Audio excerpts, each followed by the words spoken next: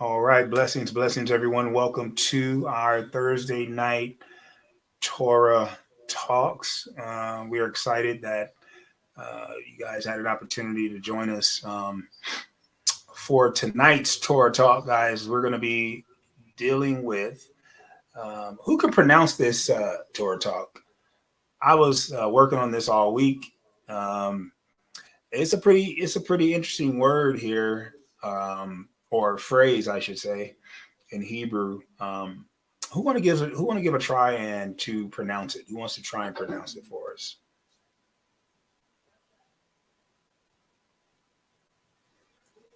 What brave Hebrew soul wants to try this Hebrew word that means when you raise? When you raise, and specifically it's talking about the lamps. When you raise the lamps, who wants to try that Hebrew word there? Beha'Alotcha. All right, all right. Allah. I think you missed one letter. You missed that. Well, I'm not gonna see. I'm not gonna tell. I want to test. I want to test. I was gonna say the letter that was missed. Um, who knows the letter that was missed, guys? I know we haven't done Hebrew in a while, but Dave will be proud.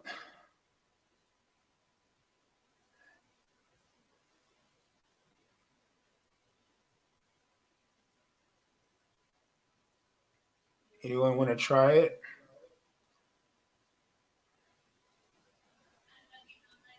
Beha alot, right? Alot. We can see that. We can see the alot, and then we have to pronounce that letter after the tet. Alot zikha. Alot zikha. All right. So beha alot zikha. Um, which means when you raise the lamps. And so tonight, guys, we're going to be dealing with Numbers chapter 8 through chapter 12, which is very interesting, man, very interesting reading. So, I mean, filled with so many different topics, man, that hopefully we can get into um, within an hour. So by 9 p.m., hopefully we can crash each one. Maybe we can give 15 minutes to each chapter. Then we just listened to Zechariah chapter 2 through 4. Another great. How many of you guys have really studied Zechariah? I think we're going to have to do a book study. My preaching style is to be led by the Lord on certain topics or certain passages, but I'm really feeling led to do a book study, maybe on a certain day of the week. I'm not sure yet. Maybe could be Wednesdays. Maybe we'll incorporate a Wednesday night book study coming soon. But then in the Brit Chadashah, or the New Covenant, I shouldn't say new, but it's the renewed covenant, where we had. Oh, you know what? We did read First Corinthians. Okay.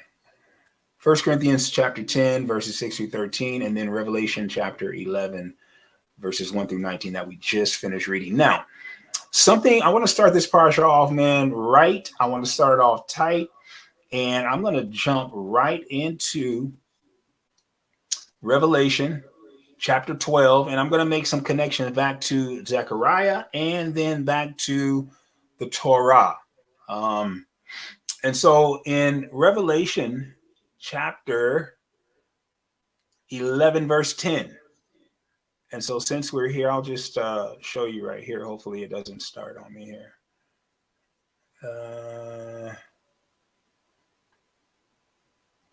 Hopefully it doesn't start on me.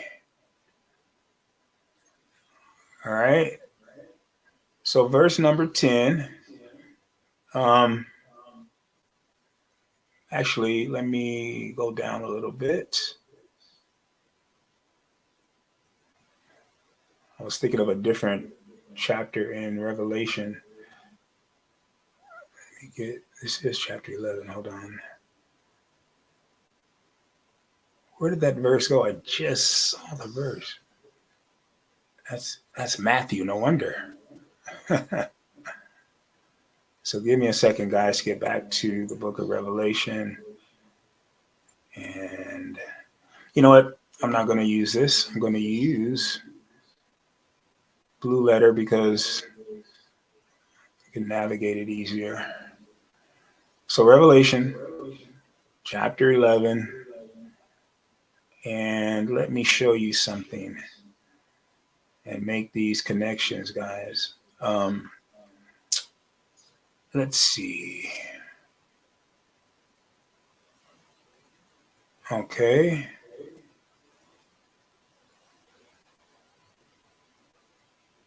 Okay. Let's look at verse 9. It says, and they of the people and kindreds. See, this is, guys, this is another example of disproving this idea. I'm going to keep saying this. I'm going to keep speaking on this. Here's another example of disproving this erroneous false doctrine that only Israelites are going to be saved. And so let me share this with you. All right. In verse 9 here, it says, and they of the people and kindreds and tongues and nations. So he covers his bases right here and showing us that this is referring to all humanity, not just Israelites. All right. And so then he says here, now some people I know, now watch this. Some people will argue and say, no, this is referring to only to Israelites who are speaking these different languages, who are living in these different countries, in these different nations. But we showed on Shabbat that is just simply not true. With several words, ha-adam, if you look that word up in the Hebrew, and anthropos in the Greek. And this word nations here, we can definitely look that word up also. But this is another verse, guys. And he says, shall see their dead bodies 3 days and a half, and shall not suffer their dead bodies to be put in graves. Now watch this. And they that dwelt upon the earth shall rejoice over them and make merry, and shall send gifts one to another, because these two prophets tormented them that dwelt on the earth. Verse 11, after these 3 days and a half, the spirit of life from Yah entered into them, and they stood up on their feet, and great fear fell upon them which saw them. And they heard a great voice from heaven saying unto them, come up hither. All right, so who is he talking to? He's talking to the people from verse 9, from every kindred, tongue, and nation. He says, come up hither. In verse 12, and they ascended up to heaven in a cloud, and their enemies beheld them. In the same hour was there a great earthquake, and the 10th part of the city fell in the earthquake. Were slain of men 7,000, and the remnant were affrighted and gave glory to Yah of heaven. All right. And so I want to look at this next verse here, where it's talking about the 7th trumpet, which is, we're going to see what that is.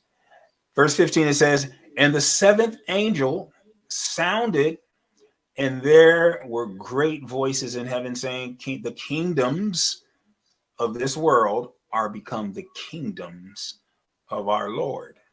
Here's another example, and of his Messiah, Yeshua HaMashiach. This word Christ in Greek is the anointed one, which is Yeshua HaMashiach. And he shall reign forever and ever. Now watch this. And the 4 and 24 elders which sat before Yah on the seats fell upon their faces and worshipped. Hallelujah.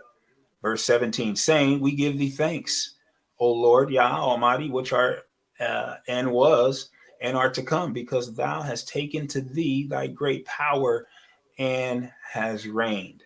Watch this, verse 18, and the nations were angry, and thy wrath is come, and the time of the dead, that they should be judged, and that thou shouldest give reward unto thy servants, the prophets, and the saints, and them that fear thy name, small and great, and should destroy them which destroy the earth. Now, I wanna go here, guys, and I want to deal with this trumpet sounding, the angel sounding the trumpet, and I want to take you to. I'm going to make a connection to. Actually, I'm going to go to Zechariah first. Zechariah is extremely interesting to me, and this is why I was saying I want to do a book study. So let's go to Zechariah, and I'm going to show you this connection to this trumpet sounding or blowing or alarming. And then I'm going to have a little quiz for you guys. I'm going to have a little quiz, so I hope you're ready. I hope you're ready. All right, so let's go to,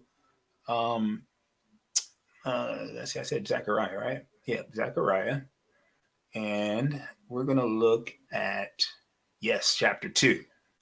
Chapter 2 is dealing with the rebuilding of the New Jerusalem. Remember when the exiles came back? And very interesting passage here, guys, because in order to really understand Zechariah, we have to look at, now I'm going to do this for you. In order to understand Zechariah, let me go here for you, because we got to lay this foundation. And a lot of times, guys, teachers and preachers, unfortunately, they fall prey to, just opening the book up and just, trying to teach or preach about it. So we got to go to Ezra chapter 5. I want to show you this because you read Zechariah, then this is the backstory. This is about the purpose and the call of Zechariah. Watch this, verse 1. Then the prophets Haggai, the prophet, and Zechariah, the son of Iddo, prophesied. So both of these prophets, Haggai and Zechariah, they prophesied unto the Jews. Watch this, where they prophesied. They prophesied to the northern and the southern kingdoms. They prophesied to Judah and Jerusalem in the name of Yah of Israel, even unto them. Watch this. Then rose up Zerubbabel, the son of Shealtiel, and here's another name, guys, and Jeshua, the son of Jozadak, not Joshua, but Jeshua, the son of Jozadak, and began, watch this, and began to build the house of Yah, which is at Jerusalem. Here's a huge connection, because we just read in Revelation chapter 11 that the dead are going to be called up to this new Jerusalem. All right. Now, they're prophesying about the new Jerusalem that is going to be the temple that is going to be built in Jerusalem. So he says to build the house of Yah, which is at Jerusalem. Watch this now. And with them were the prophets of Yah helping them. Notice how important this is to understanding the work of Yah that has to be done. I get so tired of pastors who sit back and order other people to do things, and they don't get their hands dirty. The scriptures teach it. The scriptures teach that if you're going to speak the word, if you're going to share the word with people, then you also got to share the work. Come on and go with me here. And so we see here what true prophets do. Now, let me make this next connection now. So we see here the new temple in Ezra, but it's making a connection to Zechariah. Are y'all with me? So Zechariah chapter 2. Again, this is rebuilding the New Jerusalem, the temple in Jerusalem, which is for a light to the Gentiles or to the nations. And so this is Zechariah's third vision. So Zechariah is a very interesting book, man. I was reading through the entire book, and it's dealing with, these visions that Yah spoke to Zechariah in. And he's giving him these visions. And one of the visions is to rebuild the temple at Jerusalem. All right, now watch this. Let's go to, let's start in verse 1. Zechariah says this, I lifted up my eye. Remember, this is a vision he's having. The Lord is showing him a vision. He says, I lifted up mine eyes again. The third vision, okay? And looked, and behold, a man with a measuring line in his hand. So he's seen this in his dream or vision. Then said I, whither goest thou? Where are you going? And he said unto me, to measure Jerusalem or Jerusalem. Now that's an interesting word too, to measure Jerusalem, but I don't have time to get into that. To see what is the breadth thereof and the length thereof. So he's measuring Jerusalem to see how, again, this is a vision, but the Abba Yah is speaking to Zechariah, encouraging him to build the temple. And this is the vision that he's giving Zechariah of a man measuring Jerusalem. Verse 3, and behold, the angel that talked with him, the messenger that talked with him, went forth, and another angel went out to meet him and said unto him, run, speak to this young man, saying, Jerusalem shall be inhabited as towns without walls, for the multitude of, here we go, the multitude of men and cattle. Now watch this. Let's see if this word men, is it talking about just Israelites? Or is it the word Adam? Let's see. Does anyone see that word? Adam? Anywhere here? No, that's, here we go. You see that word, guys? This word right here is Adam. Now we know that this word Adam, again, is not simply referring to. Now, what have we taught at Rehoboth? This word again is mentioning mankind, humans. Okay, this is not dealing with a specific group of individuals. It's dealing with humankind. It's dealing with those that came from Adam, which is all of us. All right. So it's everywhere, guys. It's everywhere in the text. I wasn't even looking for this out as I was studying. It's just there. You can't get around this. All right. So let's keep going. And then it says, for I saith the Lord, will be unto her a wall of fire round about, and will be the glory in the midst of her. Ho, ho, ho, ho, ho, come forth and flee from the land of the north, saith the Lord, for I have spread you abroad as, watch this, as the four winds of the heaven, saith the Lord. Deliver thyself, O Zion, that dwelleth with the daughters of Babylon. You see that? He's going to be calling his people out of, what is called Babylon, or places that are worldly or have turned their backs on Yah. And we're living in one right now.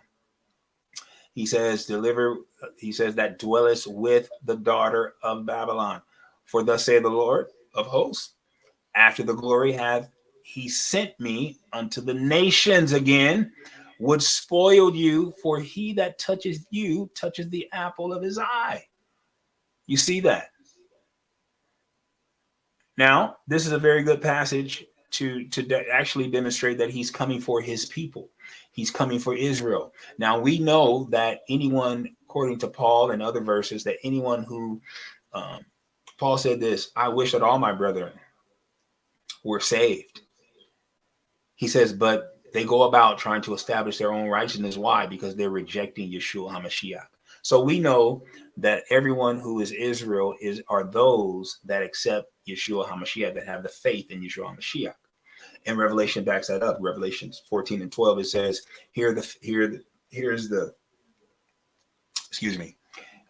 faithfulness or the endurance of the saints, those that obey the commandments and have the faith of Yeshua. All right. And so now watch this. So we see all of these things that the people of Yah are going to come back to him, to this new Jerusalem, to Israel for the temple. But now let's go to Numbers. Now, where in Numbers does it talk about trumpets or horns being blown? Chapter 10. Let's go to chapter 10. Man, I got so much here. I'm going to give you guys a chance, but I wanted to start this off here. Numbers, chapter 10. And we're going to look verses 1 through 6. Now, here's my challenge quiz to you guys. Can I give you a quiz? So when two trumpets are blown, what does that mean? If you were in Israel, guys, I want you to imagine this. I want you to imagine you're in the camp. You're traveling through the wilderness. And I don't know how Moses gets these messages. And you know, today we have the internet. I can shoot you guys one text and everybody gets it. How did Moses get this message to over 3 million people? Oh. And here we are, can't text nobody, can't call nobody back. But Moses, with no technology like we have today, gets this message to the people because when they heard certain sounds, they knew what those sounds meant. So when they heard two trumpets, can someone tell me, if you were in Israel, what were you supposed to do? Oh, I know. What were you supposed to do if you heard two trumpets?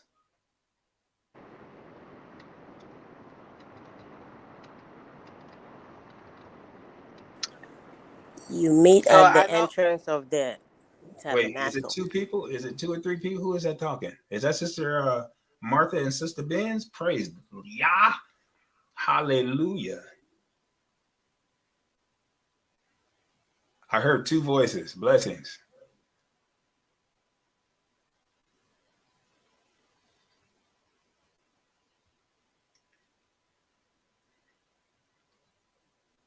So what were you supposed to do if you heard two trumpets?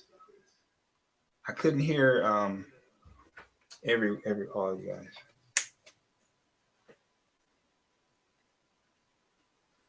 Blessings.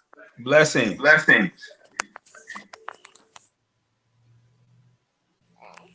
Martha was saying it, but she was go ahead, say it, right?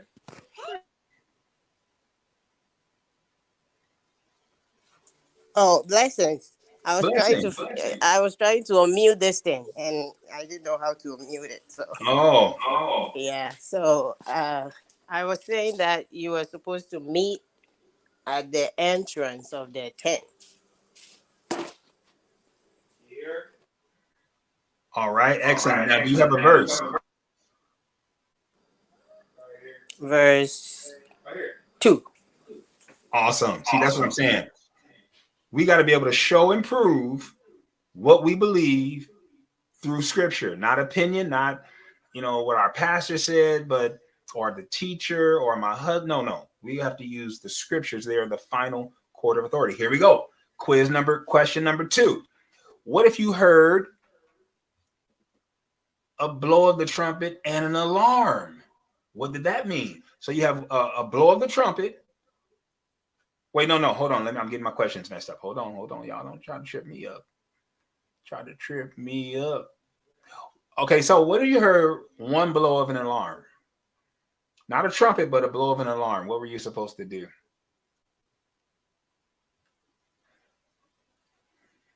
If you heard that, what did you do if you heard one blow of an alarm?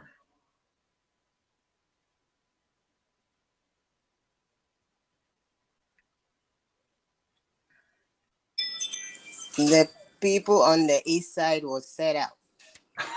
Come on, east side. Come on, Martha. It seems like Martha the only one that know these questions. Sure, what's up with that? All right. What about if you heard one trumpet? If you heard one trumpet. Last time we said we heard two trumpets. What would you do? Martha said they're going to meet at the assembly. The assembly is going to meet. That means they're calling for the assembly to come forth. But what if you heard one trumpet? And you living in Israel, are you going to be looking around like, oh my God, what does that mean? Lord have mercy. I don't know what that means. Can you go and ask neighbor, brother so-and-so, what does that mean? They're going to be gone. One trumpet.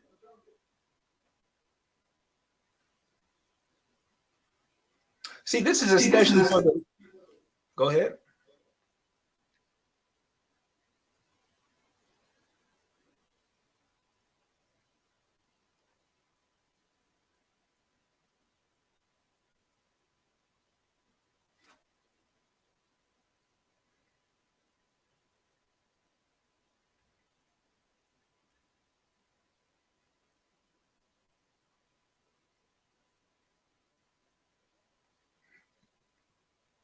Can someone text Sister Elaine and ask her to connect her microphone? Blessings. All right. Question number 3. What if you heard a blow and an alarm? What were you supposed to do for the second time? So you heard a blow and an alarm the second time. You're in Israel. What do you do? I'm going to take your Israelite card if you don't know this.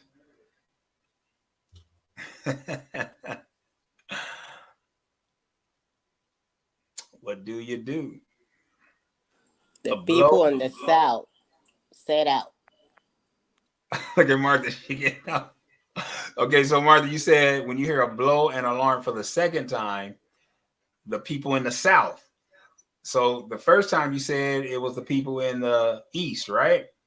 Yes. So now it's the people in the South. All right, man, Martha, you 3 for 3. Okay, I got more. I got some more quiz questions coming up. What about if you heard a blow of an alarm with the trumpets?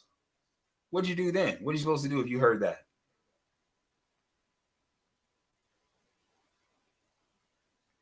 You heard a blow of an alarm with trumpets.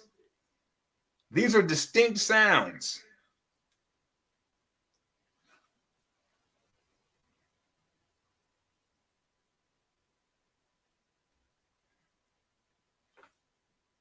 It's wartime. What do you say, Martha? It's wartime. Come on now. Martha, what's your war chant? What's your roar cry? Now, what did Paul say?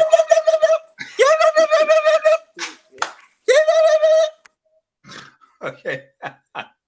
We crazy over here, bro. Look, we have fun too. Now, who talked about in the scripture? There were several people, but who talked about uncertain sounds? Who talked about that? You guys remember? It's one of my favorite preachers. Who talked about that?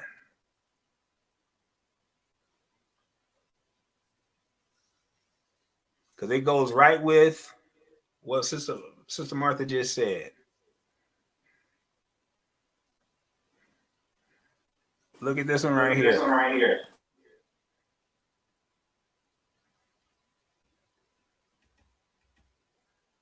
1 Corinthians chapter 14, verse 8. Paul said, for if the trumpet give an uncertain sound, who's going to prepare for battle? Who's going to do that? And what Paul is saying is, in 1 Corinthians, is basically if we're speaking in the congregation and no one knows what you're saying, again, this is dealing with tongues, speaking in other languages. He's saying if no one understands what you're saying, how is that going to be beneficial? Verse 9 says this, so likewise ye, except you utter by the tongue words easy to be understood, how shall it be known what is spoken? For you shall speak into the air. Paul is dope. I like that. I like that connection too, even to, all right, we got Sister Elaine. Blessings. All right. Welcome, Sister Elaine. Blessings. All right. I got another question. Y'all ready? Sister Martha is 4-0. Hold on. Let me get my questions right. Okay, here's another one. What about if the sons of Aaron, the priests, blow the trumpets? What did that mean if you heard the sons of Aaron blowing the trumpet? What are you supposed to do then? What's going on with that?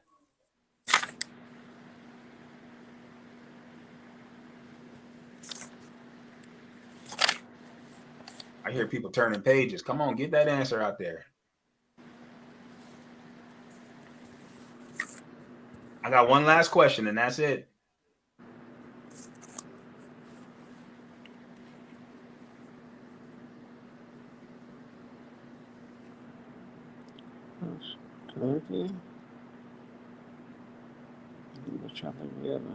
When Aaron, the sons of Aaron, the priests, blow the trumpet, what did that mean?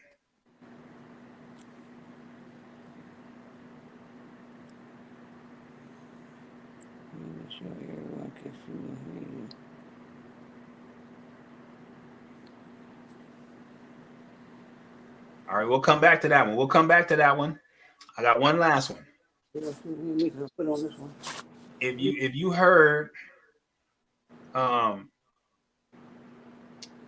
on, if you heard the blow of the trumpets over the burnt offering and over the sacrifices of peace offerings, if you heard the blow of the trumpet over the burnt and the sacrifices of peace offerings, what were you supposed to do? What was that signifying?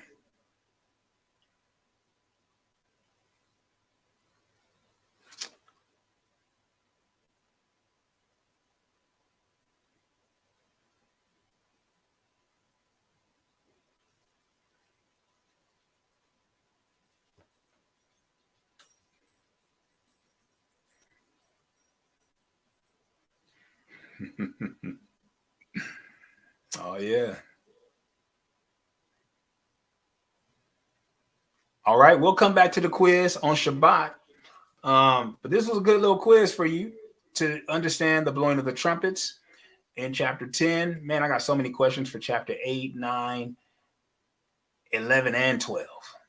10, 11, and 12. Man, I got more for chapter 10. Chapter 10 and 12 are really good. I'm going to come back to those a little bit later. But I'm going to open it up right now for those of you who would like to make your own connections. You can start in the Brit Chadashah, or you can start in the prophets, the Nevi'im. All right, blessings.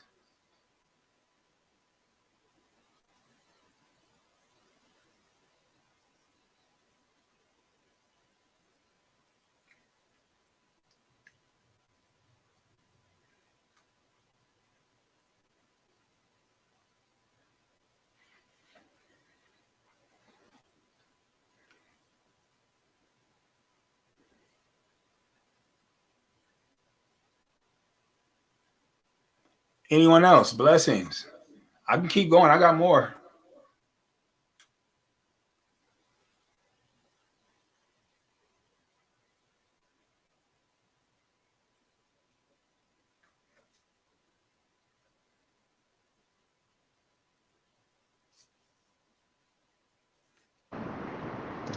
Can you hear me?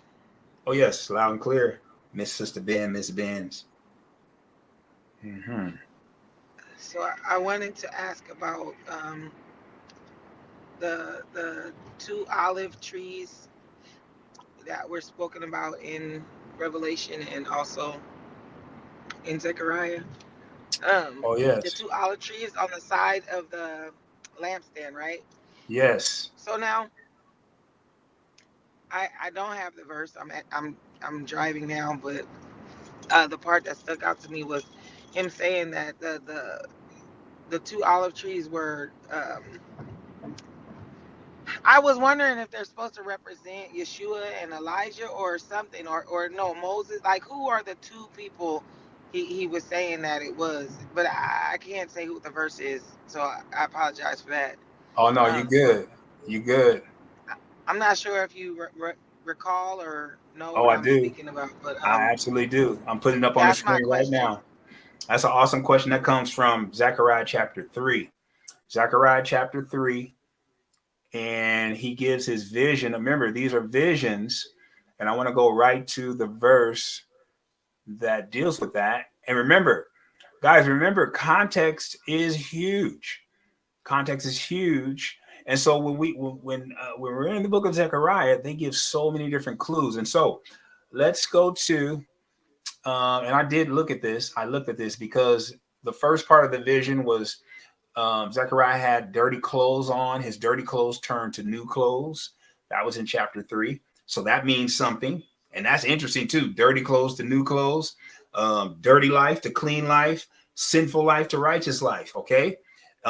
Captivity to freedom, slave clothes to new. And so there's so many different things that Zechariah is dealing with when he's talking about the clothes. But then he talks about the 2 olive trees. Now, based on my study of the text here, if we go back to chapter 1, and I think it's chapter 1, or was it chapter 1, or was it? Yeah, I think it's chapter 1. Let me see. Because he did talk about Zerubbabel. Remember Zerubbabel? And I think Jeshua, who were going to rebuild the temple. Let me make sure I'm in the right. Okay, that's chapter 2. Let me go back one more.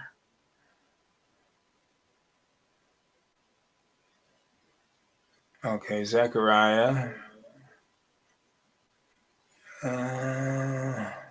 That's an awesome question, and I did look at that too because I had the same question,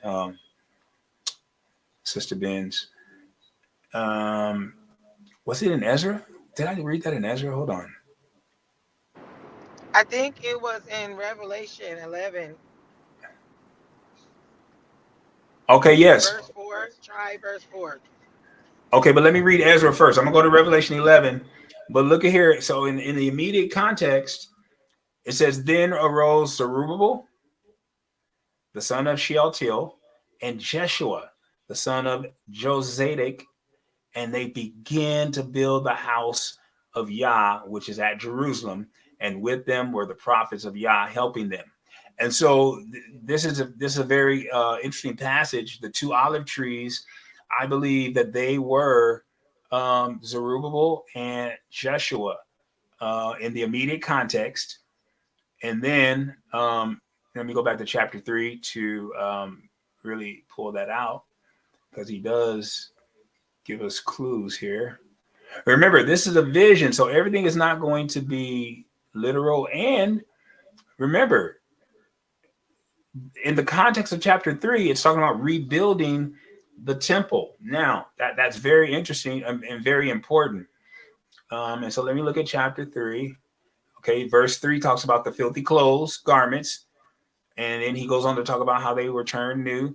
Take away the filthy garments in verse 4 from him. I have caused the iniquity to pass from thee, and I will clothe thee and change your raiment with new clothes. All right. Then he goes into these 2 olive trees in verse 8 of chapter 3. He says, Hear now, O Joshua, the high priest, thou and thy fellows that sit before thee, for they are men wondered at. For behold, I will bring forth my servant, the branch. Okay, and so let's see. He says, For behold, the stone that I have laid before Joshua, upon one stone shall be 7 eyes. Behold, I will engrave the graving thereof, saith the Lord of hosts, and I will remove the iniquity of the land. In that day, said the Lord of hosts, shall ye call every man his neighbor under the vine, under the fig tree. Was that in chapter 3 that he talked about the? Maybe it was 4. I'm gonna get to Revelation. I'm sorry, I just want to find this passage that talks about the 2 olive trees here. Oh, here it is right here. It was in 4, Zechariah 4. He says in verse 3, and 2 olive trees by it, one upon the right side of the bowl and the other upon the left side thereof. So I answered and spake unto the angel that talked with me, saying, what are these, my Lord? So he asked, what are these? These 2 olive trees, what are these? Verse 5, then the angel that talked with me answered and said unto me, knowest thou not? You don't know what this is? And I said, no. He was honest. It's good not to know. Everybody thinks they know stuff. It's good to say, I don't know. Watch this. Verse 6, then he answered and spoke unto me, saying, this is the word of the Lord unto Zerubbabel. Watch this. Unto Zerubbabel, saying, not by might nor by power, but by thy spirit, saith the Lord of hosts. Verse 7, who art thou, O great mountain? Before Zerubbabel, thou shalt become a plain, and he shall bring forth the headstone thereof with shoutings, cryings, grace, grace unto it. Moreover, the word of the Lord came unto me, saying, the hands of Zerubbabel, here we go, verse 9, the hands of Zerubbabel have I laid the foundation of this house. His hand shall also finish it, and thou shalt know that the Lord of hosts has sent me unto you. All right. And where does he talk about Jeshua also doing it? So we know one of them is Zerubbabel. And then here it is again in verse 12 or verse 11. Then answered I and said unto him, what are these 2 olive trees upon the right side? So he answered the left. And then he says on the right side of the candlestick, upon the left side thereof. And I answered and said unto him, what be these 2 olive branches? Which through the 2 golden pipes emptied the golden oil out of themselves. And he said unto him, and he answered me and said, knowest thou not what these be? And he said, no. Then he said, these are the 2 anointed ones that stand by the Lord of the whole earth. And that's interesting. Now, we're going to go to Revelation That's the 11. part that I was talking about, the 2 anointed ones. Oh, so you okay. said one is Zerubbabel. That's the verse that I was asking about. Okay, so let's go to, Do you you said not know Revelation. who these are? These are the 2 anointed ones that stand by me. All right, so let's go to, you said Revelation 11. All right. That's verse 4, I think, and it's talking about the 2 olive. But then I think they go prophesy. Um, yes. Oh, yes, So verse. that's why I was wondering, who are they? Is it specified who they are? Are they angels? Um, who are these anointed ones? That's what I wanted to know. I, I honestly, and we can study this later, but I believe, and maybe someone else can chime in and let me back. I believe there's Zerubbabel and Jeshua, the 2 that were in chapter 1, and also that where he specifically said they are going to rebuild the temple in Jerusalem. And Right, but if you go to Revelation, I think the 2 they're prophesying and they end up dying, and then they were dead for 3 days, and is that the same? Am I mixing up what I was listening to today? Hold on. no, I think that you have a point that Zechariah could be foreshadowing also what's going to happen with these 2. It's definitely possible that, because it says in Revelation 11, let's look at this. Verse 1, and there were given me a reed like unto a rod, and the angel stood saying, rise and measure the temple of Yah. This is interesting because this is the same language that Zechariah uses in his vision when he says that an angel came unto him and he said, measure, in his vision, he said, measure Jerusalem. Verse 1 says the same thing, that John is now seeing and hearing someone say, take a rod or reed. And the angel said, saying, rise and measure the temple of Yah and the altar and them that worship therein. But verse 2 Can says, I but add something? yep. He specified not to measure the court because he didn't want limits on it. And remember, he wanted to measure Jerusalem in Zechariah, and he was like, nope. And to me, I took that as, not putting limits on who is able to come into the kingdom, right? You can't limit that, Come right? on. We can't So say it's don't just measure that, but you Israelites. can measure the temple because that's what I need you to build.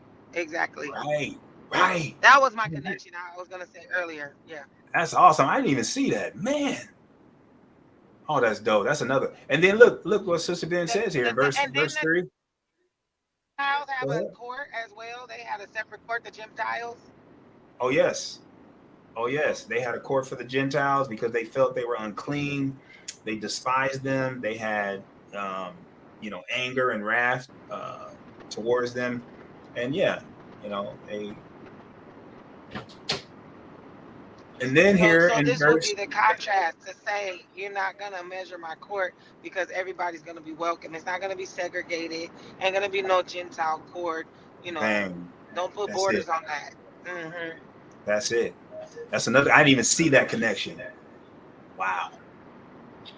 And then to even add to your point, verse 3 says, "And I will give power unto my 2 witnesses, and they shall prophesy 1,260 days, clothed in sackcloth." And then verse 4, to your point, "These are the 2 olive trees and the 2 candlesticks standing before Yah of the earth."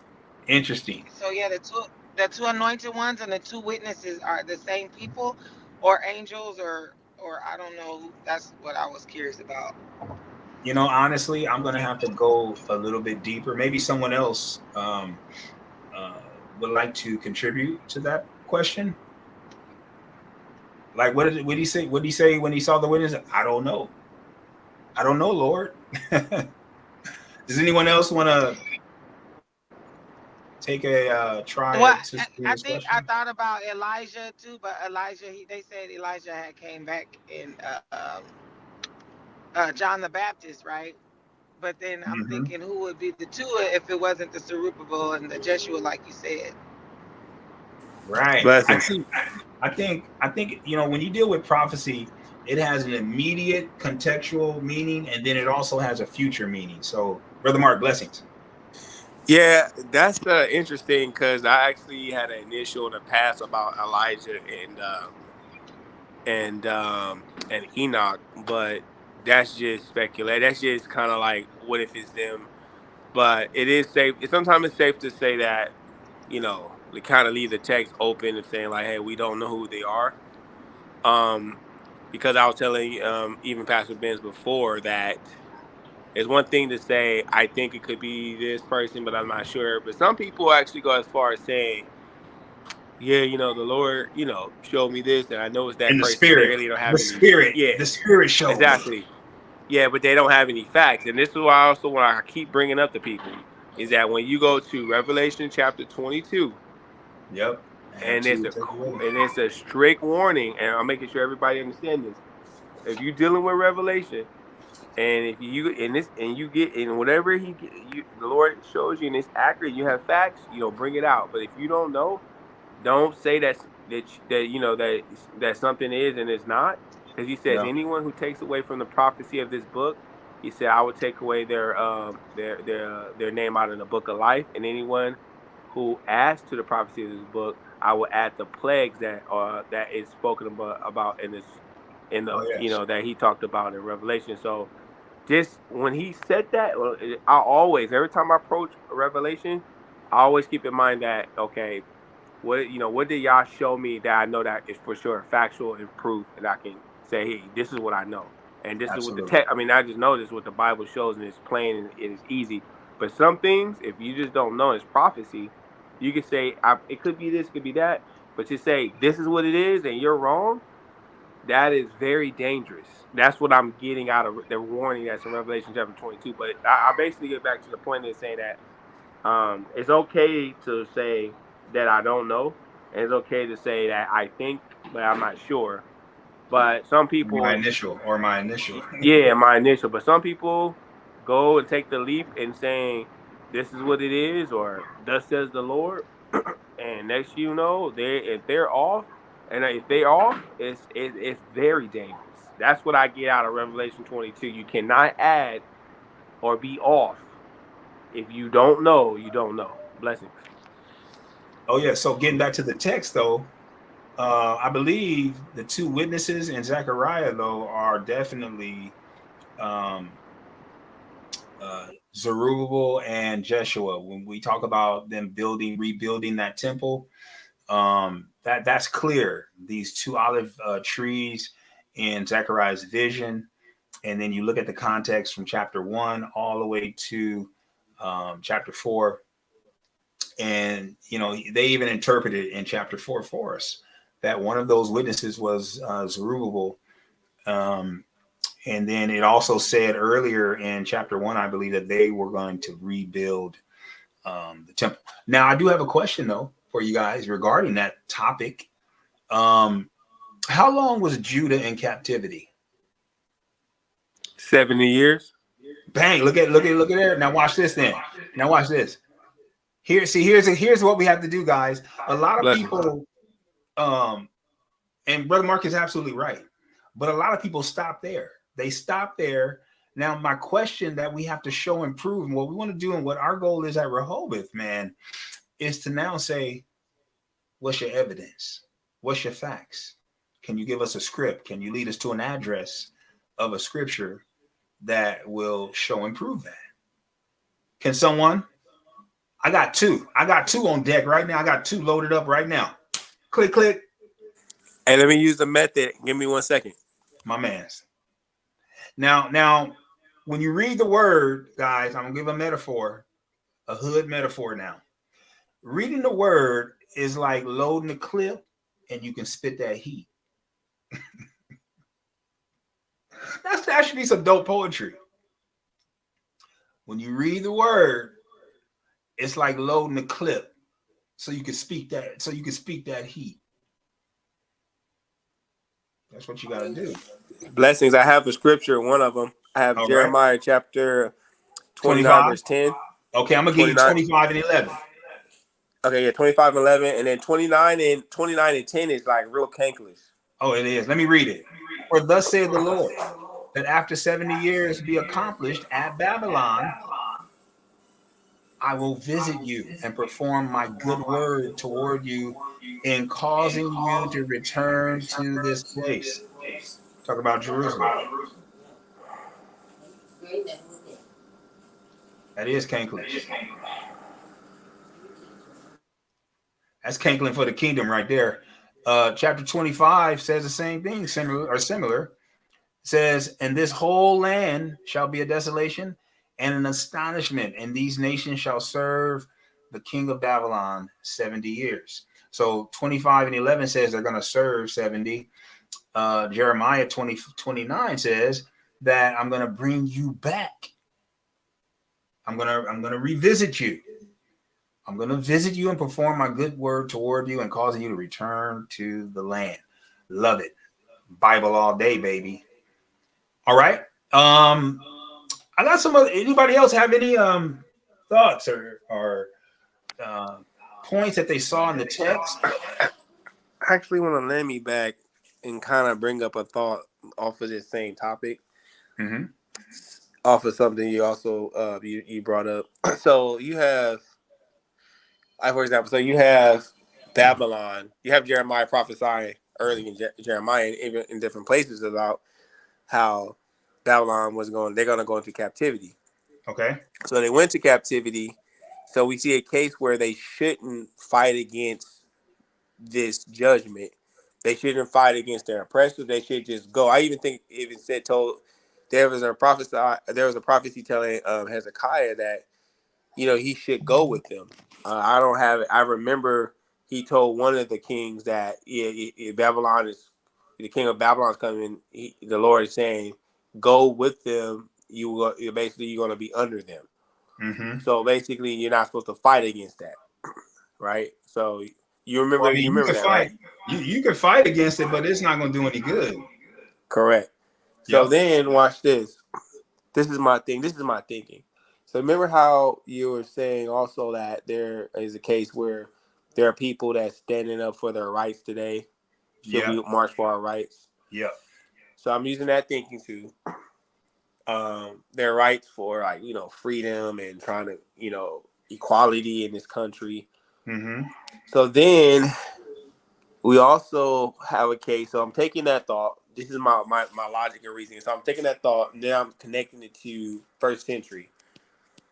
Even under Rome being under Rome's rule. Okay. We know that the Israelites wanted independence. They're looking for the Messiah. They wanted to be back the way they were, where it was just Israel was sovereign. I mean, Israel was just under Israel. It was like, it wasn't under. They were under Yah. Another, they were under Yah. Yeah. Correct. They wanted that again, but they wanted that. They were waiting for that Messiah.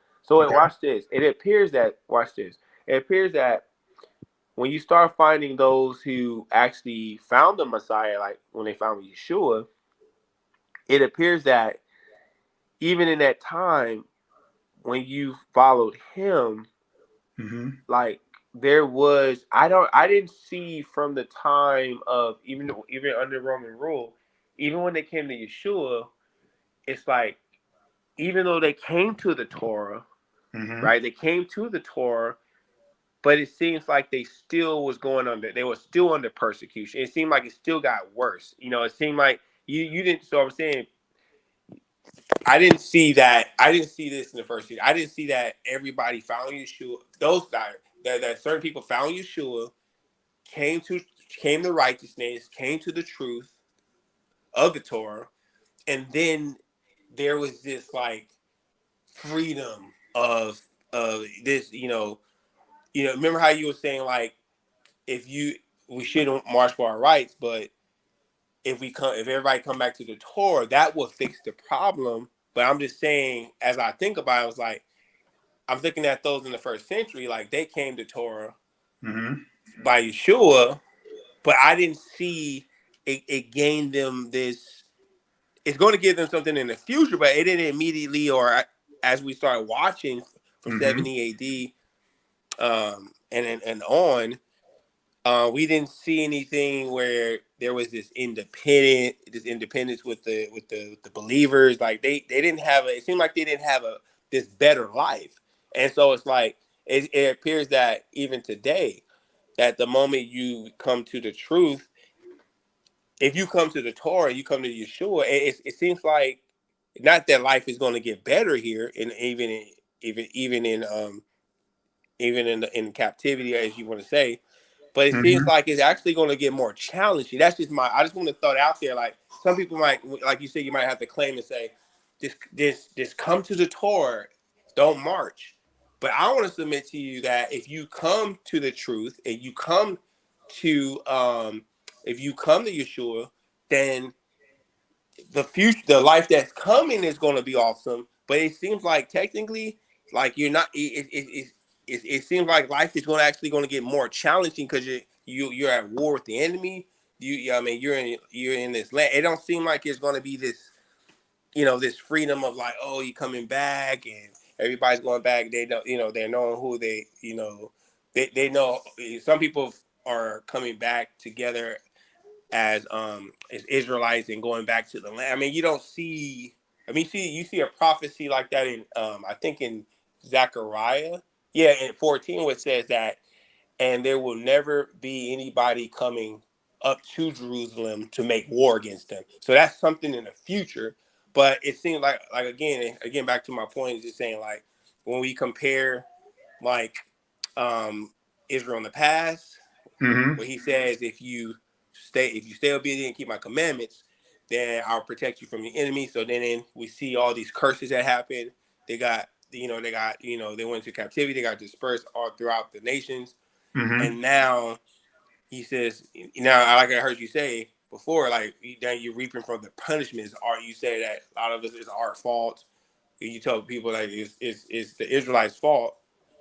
And so now it's kind of like if they return back to his ways, it appears that, and you go to Yeshua, you will have peace, but it doesn't seem like it's going to get you back to the way the unity that they had in the past, where there is this like everybody comes back together. Not immediately though. It seems like Right. it appears that life is going to get challenging, but you have to endure to the end.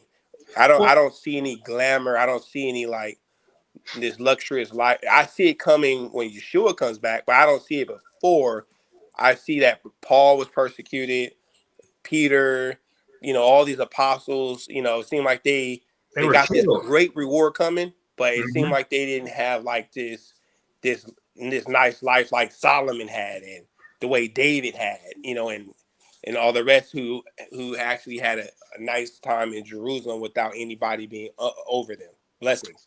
Oh, blessings, brother. And, Brother Mark, I do appreciate your comments. And I want to land me back again on that and say this, that, the Lord will bless us. It's not saying that he's not going to bless us or, we're not going to be, we're not the apple of his eye, that we're just doom and gloom. No, that's not what I'm saying at all.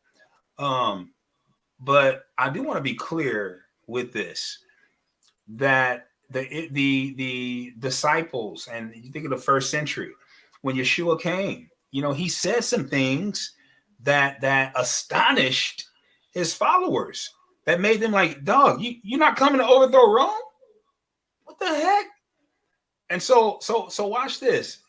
In Yeshua's own words, I want to share something with you guys to make it very clear. John 18. Verse 33 says this: Then Pilate entered into the judgment hall again, and called Yeshua and said unto him, Are you the king of the Jews? In other words, are you the political king? He was talking politics. He was not talking spirituality. He was not talking the kingdom of Yah. He was talking about the kingdom of Rome. He's saying, are you the king of the Jews? In other words, are you this political leader that's going to overthrow Rome? And so contextually in the first century, we got to have that understanding when we're reading these words. Verse 34 says, Yeshua answered him saying, thou this thing of thyself, or did others tell it of thee? Okay, he's saying, did you figure this out on your own, or did someone else tell you? Pilate answered and said, am I a Jew? All right, thine own nation and the chief priests have delivered you to me. He said, dude, I'm not a Jew. I'm not the one that is having a problem with you, but your own people do. And that speaks to us today as well, that, we can go and look at others, but really we got to point the finger at ourselves and say, wait a minute, our own nation of people are like crabs in a barrel. But one of our greatest poets said this: us will always sing the blues because all we care about is hairstyle and tennis shoes. And he says we can't get nowhere because we are like crabs in a barrel. So I had to throw that in there. Verse 35 says, Pilate answered, said, am I a Jew? Thy nation of chief priests have delivered you to me. Verse 36, Yeshua answered, my kingdom. Here it is, guys. He says, my kingdom is not of this world. In other words, I'm not coming here to establish a political kingdom where you can politically overthrow a government or politically force a government to give you rights. Yeshua said, no, that's not what I've come to do. He says, if my kingdom were of this world, in other words, if my kingdom was a political kingdom where we could march and fight for our rights, watch this. He says, then my servants would fight. Come on and go with me here. That I should not be delivered to the Jews. But now is my kingdom not from hence. Now watch this. This word is very interesting. Fight in the Greek is agonizomai. Oh my goodness. See, this comes from studying, guys. I'm not bragging. I'm just telling you the benefits of study. Agonizomai means to struggle. Here we go. Agonizomai. It means to struggle. Watch this. To enter into a contest and to contend in the gymnastic games. It's like contending in a gymnastic games. Watch this. To contend with the adversary. Watch this. To struggle. Fight the powers that be. Fight the power. Right? 89. Another summer. Okay? He says, no. We're not to struggle. He says, my kingdom, he says, if this kingdom was of this world, he says, would not my servants struggle, fight the powers that be? Would they put themselves in danger by marching and doing all of these things to strive and obtaining our freedom? He says, no. My kingdom is not of this world. This is Yeshua. This is your Savior saying this. This is not Pastor Benz's opinion. And this is why when people don't know the word, they like to fight against me. And I'm like, yo, if you mad at me, I didn't say it. You should be talking to him that wrote the word. And so it doesn't make me angry, but it drains my patience when I'm dealing with a group of folk that are individuals that don't want to read the word, but argue with me. Listen, your fight is not with me, it's with the word. And the only reason why you think you should be arguing with me is because you have not read the word. I didn't say these words. These words are in the text. All right. And so I'm going to keep preaching. I'm going to keep saying things. Watch this. That makes you think, dang, not Mr. Benz, but Pastor Benz is out of his mind. What is he talking about? You know why you think that? You think that because your nose is not in the word. Okay. And so I had to say it Kanklish like that because I want to put it in a way where you can grab it and understand the feeling behind it. Stop fighting with me and start fighting and wrestling with the word. Okay. And let me say this. Paul understood that. Paul fought against Yeshua. He says, man, you're just kicking against the bricks, bro. He said, you might as well go run into a brick wall dealing with me. That's what Yeshua said. He said, you kick it against the bricks. So we see Yeshua in his own words telling you the same thing that I've been telling you for months. We're over here in captivity. BLM, fight the power, one fist in the air, solidarity and all that. That's not biblical. If you're following Yeshua, he says, if you love me, obey the commandments. Keep my instructions. And see, because we refuse to do that on a high level and on a level that's radical, here we are, where we are. It's not, and see, some individuals out there may be thinking, well, I keep the word. It's not about you as an individual. See, that's what that is an Americanized mind to think about the individual first. Biblical understanding is to think of the group. It's my people, which are called by my name. Not if John or if, whoever individually. He says, if my people. Notice he always referred to Israel and Judah. And this is what is also missing in our understanding of scripture and in our everyday practical life. Blessings. I said enough of that. All right. Anyone else? NT1 else. Man, I got so much I didn't get to. Oh, my goodness. I do want to bring up something. If no one else has anything, I want you to go back to Numbers chapter 10, verse 29. Who can someone tell me the significance in verse 29 of Hobab? What's the significance of this dude? Hobab in chapter 10, but I made a connection in chapter 12. Who is Hobab?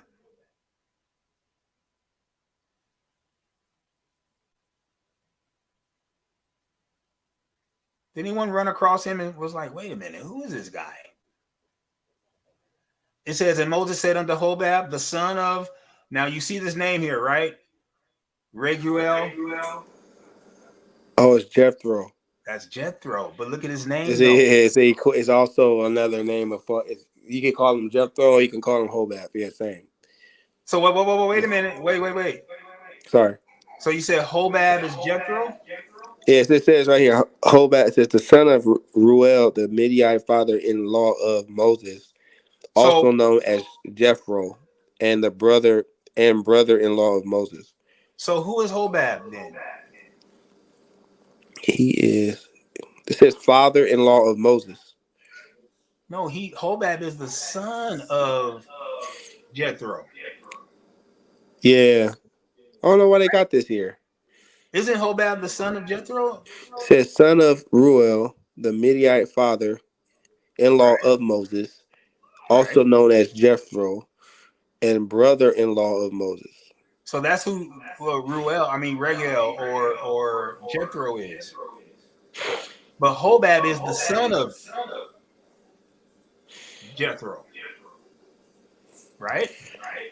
Yeah, because it's brought up. Watch this. When you type in Hobath, it showed up. It shows up in Numbers 10 and 29 and Judges 4 and 11.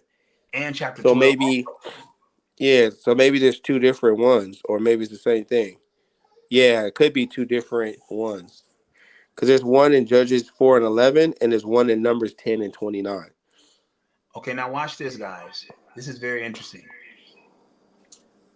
We know Hobab says he's the son of the Midianite, Moses' father-in-law. So Hobab is the son of Jethro. Who did Moses marry? Jethro's daughter, right? What was her name? You guys remember that?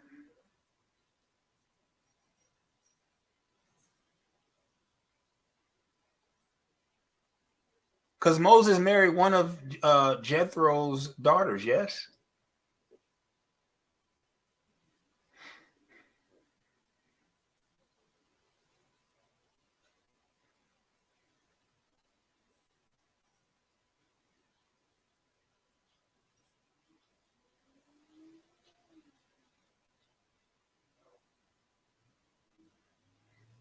So in Numbers chapter 12, Yeah. it says that Moses married a Cushite. Is that the one?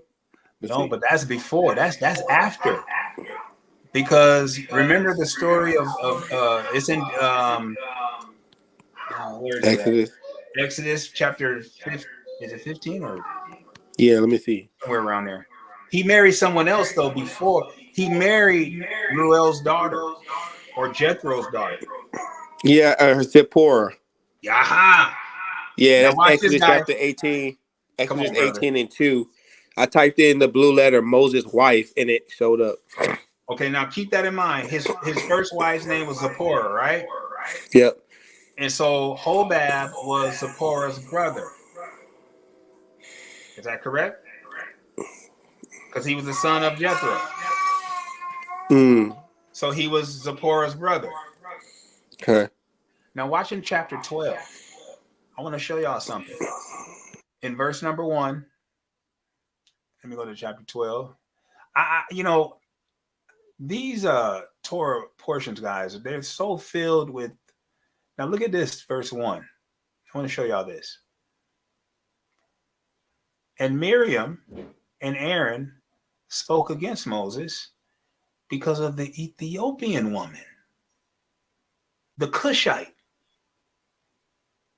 The Ethiopian, remember we talked about that on Shabbat? The Ethiopian woman he had married an Ethiopian woman, a Cushite.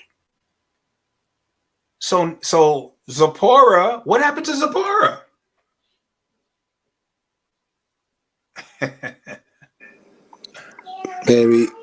Maybe he had two. Okay, that's one idea. Maybe he had two. Or maybe there was a divorce. I don't know. Maybe she died. Yeah, maybe she died. Because Moses, do you think Abba Yah would allow Moses to have? Well, I mean, I know we could say David, but Moses, remember, Moses there's no one like him but Yeshua.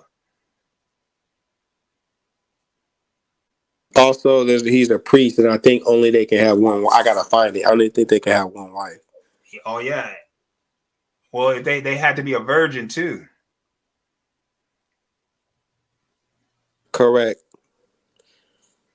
But this is worth studying, guys. When we look at Moses marrying this Cushite or this Hamite woman. Now remember, Moses was with the children of Israel, and he was a leader of the children of Israel. We know he married Zipporah, and now he's marrying an Ethiopian, Cushite, which is a Hamite. She's a Hamite. And so, this will be interesting to study. And I'm kind of wondering Is Hobab mentioned in chapter 12 here? I thought he was mentioned here. Yeah, I seen him in that one chapter. Then it shows there's another Hobab that shows up in Judges. Could be someone different. Okay, but not in chapter 12. Hobab's not in chapter 12, though. Yeah, because when I click on the word, it only shows up 2 places. Oh, okay. I mean, we could really get into. I want to throw something out there too. When Miriam, where does it say? Hold on. Look at verse 2, guys. It says, and they said, hath the Lord. Wait. Let me go back to. Because Aaron was the one that came to Moses, right? Yeah. Because Aaron, what verse is that in? Where Aaron said Aaron came to him. And they said unto the Lord, has he spoken only by Moses? Now the man Moses was very meek above all men on the face of the earth. And the Lord spoke suddenly unto Moses and to Aaron and unto Miriam. Where does it say that Aaron? Oh my goodness. I thought I had that. I thought I marked that down.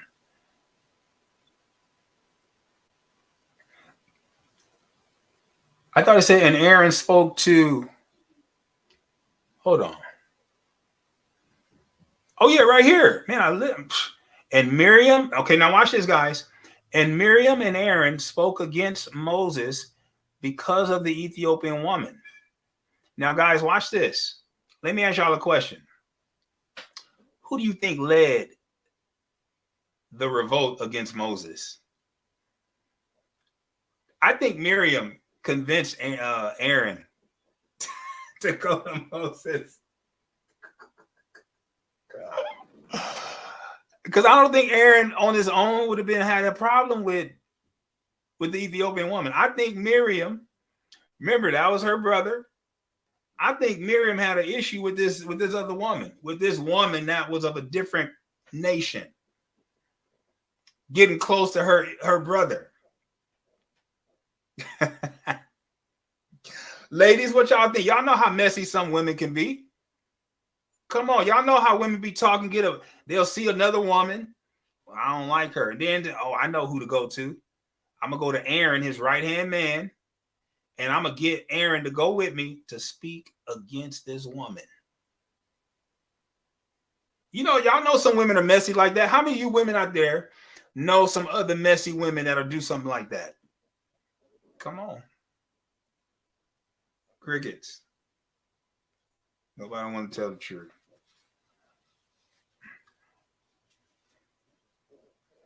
Remember Aaron. I'm looking into Hebrew. Let me know if this helps a little bit. I'm looking at the Masoretic, and I'm just reading it. It is when I go from left to right.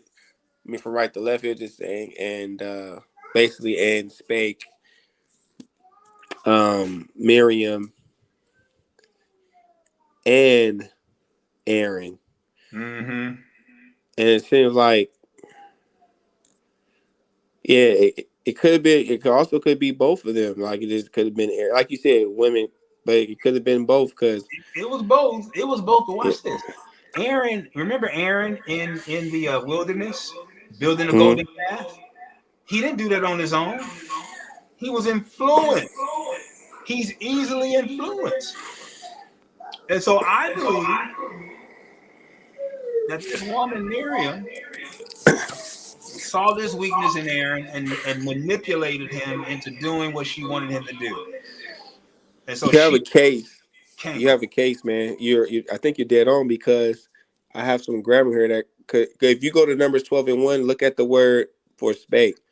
It's in the Piel third person feminine singular. So it seems like the person who spake is in the singular, like only one person did. It's a possibility. Right. Yeah, because it would be plural. It says and spake. It was singular, and it's Piel. It's in the Piel case, grammatical case, which is intensely Miriam. So it's singular. I'm trying to figure out why isn't it plural? Why? Because both of them didn't talk. Only Aaron talked. But watch this. I believe Miriam convinced Aaron because she didn't like this Cushite woman, this Hamite. She probably, watch this, she probably was good friends with Zipporah. Come on, y'all know how it is. Y'all sisters out there, you get the first wife and you're like, oh my God, I love her. She's so nice. But these Cushite women, these Hamites, they different kind of women. These Hamites, boy, they don't take no mess. They ain't playing like that.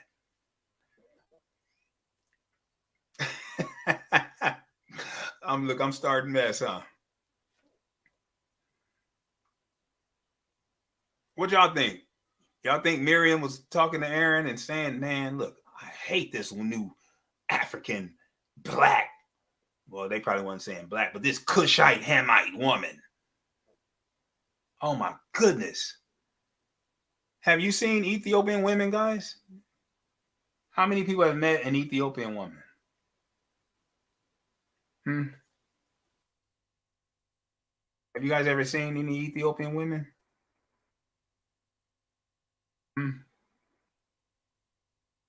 Why y'all being quiet? Let me show y'all this. Have y'all seen any Ethiopian women, y'all? Look at these women. Beautiful. Look at these Ethiopian women, y'all. Y'all see these Ethiopian? Look, she look like Beyonce over here. Look at her. Beautiful. You see her? Huh? Look at this one. Look at these women, y'all. Moses and ran up on one of these. Moses was a leader. He was leading the 3 million people. He was strong. Man. Look at these women, y'all. Beautiful. Beautiful women. Look at, man, shoot. Y'all see these? Hold on, let me get this picture down some. Lord, I can't get the picture to go down any further. Beautiful women. Look at these, man. Moses is looking at these. Zipporah, who? Miriam saw this woman, this woman that looked so beautiful. You see this, y'all? Oh, y'all playing with me. Y'all don't see these Ethiopian? Look at these Ethiopian women. Miriam said, oh, no, she what? Oh, no, she ain't coming up in here with her Hamite butt. These are Hamites. Look at these Hamites. Y'all see these Hamites? Boy, y'all gonna be mad. Look, y'all, oh, Lord. Blessing, can I give a comment? Yes. Look at these Hamite women, man. Y'all see this? Y'all see this? Just beautiful, huh? I just was gonna say that phonetically, probably I would say that it's a possibility. This is just a thought that they probably, the Ethiopians that we see today, it's a possibility that they probably, they probably was doing some mixing in between other races. So probably earlier on during Moses' time, probably was some mixing, but they probably were more tribal, and they probably was, they probably were doing that arrangement marriages so they can keep the bloodline. So today it seems like everybody's doing more mixing. So we're probably seeing offspring of people who have been mixing versus more of them keeping their line and seeing what they look like phonetically. That's just my thought. Blessing. Oh yeah, that's an interesting thought, definitely. But did you see the women though? Do you see those Ethiopian women? Blessings, yes. Moses. Shoot. What was that passage that talked about? I think it's in hold on, that y'all know what passage I'm talking about. I think it was, hold on, man. Y'all got me twisted. Oh yeah, here it is right here. the son of the Israelitish woman whose father was an Egyptian. Okay? So not only do we have Hamites been mixing with the children of Israel for a long time. So we got one from Egypt, Mizraim, and we got one from Cush, Ethiopia. All of them Hamites, though. You see that? Y'all see that? All right. I'm just trying to show and understand why Miriam got mad. Why Miriam got mad at this beautiful woman. Lord have mercy. It got quiet here. All right, blessings. Well, I hope you guys enjoy. You know, there's nothing wrong with having fun and laughing and enjoying the scripture. This is a good time in the Lord, y'all. Good time in the word. Any other connections, guys? If not, guys, we're gonna say good night. Oh, remember, I'm gonna be sending a text out this coming Shabbat. We're gonna be online at 2:30. This coming Shabbat, we're gonna be online at 2:30, and then the next Shabbat will be at 10 a.m. This coming Shabbat, guys, stay home. Join us at 2:30. Brother Mark's going to be bringing the word, a powerful word, and we look forward to his teaching. And then next Shabbat, we will be at 710 Haight Avenue. There's a lot of love on Haight Street at 10 a.m. So that means you got to arrive a little bit early, 9:45, 9:50. Pull up. And listen, we'll be out by 1:30. We'll be out by 1:30, 2 at the latest. Depends on what, we have to eat. I mean, shoot, depends on like if it's good, we're gonna stick around a little while. But yeah, we're gonna pull up next Shabbat. What date is that, guys? Is that today is the 8th, which is Thursday, so 8th, 10th, so 17th. 17th, we will be at Congregation Rehoboth, 10 a.m. Show up early. We got parking. We got free parking, Sister Lane. We're going to be parking in the back of the congregation where the dining hall is. And so you're going to have to go down Webster, you're going to pass up Haight, and then you're going to make a left at the next light. All right. Make a left at the next light. And then you're going to pull into that parking lot in the back. And there are going to be cones that are going to lead us right into that little parking area on the right side in that parking lot when you're pulling in. All right. And so we'll be out there to guide just to make sure everyone gets there. But you guys got to get there on time now. Get there early. Get there at least 5 to 10 minutes early so we can show you where the parking is. So you got to leave your house at 9:30, 9:45 because we're going to start right at 10 a.m.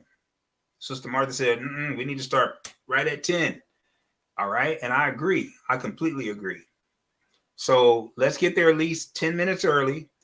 We'll be out there. We have parking passes, so you don't have to worry about paying any, parking fees or anything like that. Praise Abba Yah for that. Hallelujah. Yeah, I mean, that's good news, man. Anyway, if you have any questions, guys, please contact me. Please let me know if you have any questions about that. But this coming Shabbat, 2:30 online. So stay at home this Shabbat. And then next Shabbat on the 17th, if Yah says the same, we will be at Congregation Rehoboth at 10 a.m. Any questions, comments, concerns?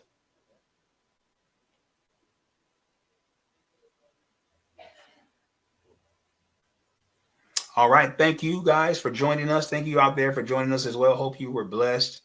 Hopefully we could have helped understand the scriptures a little bit more. Maybe we didn't. Maybe we confused you some, but that's good because now it's going to drive you to study those scriptures. All right. So blessings. Shalom to you and your family too. Blessings, guys.